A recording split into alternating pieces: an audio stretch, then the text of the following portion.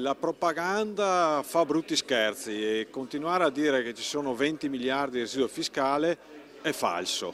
Abbiamo voluto chiarire questi numeri, non sono 20 miliardi, abbiamo visto che sono molti meno.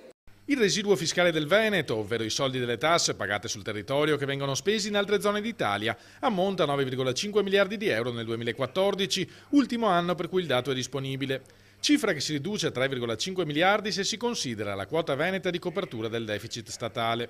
I dati emergono da uno studio realizzato da Luciano Greco, docente in scienze delle finanze dell'Università di Padova. Questa ricerca, sostiene il capogruppo PD in Regione Stefano Fracasso, sconfessa le affermazioni del governatore Luca Zaia che parla in un'occasione di un residuo fiscale di 21 miliardi e in un'altra di 15,4 miliardi.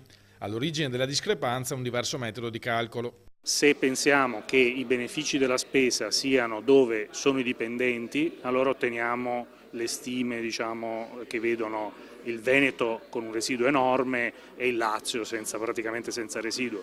Se invece pensiamo che anche le spese fatte per le caserme oppure per i ministeri centrali, la parte centrale delle amministrazioni comunque debba essere in qualche maniera ripartita fra le varie regioni perché beneficia tutti i cittadini, allora vengono fuori delle stime un po' più ragionevoli.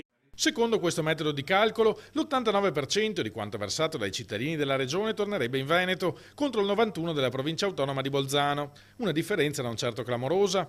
Restiamo favorevoli all'autonomia, puntualizzano dal PD, nel senso di una maggiore attribuzione di competenze, ma questo non porterà chissà quali risorse in più nella nostra regione. L'autonomia è una cosa seria, ci vuole chiarezza e non va bene ingannare i veneti raccontando che ci sono 20 miliardi così che possono ballare di qua e di là, non ci sono.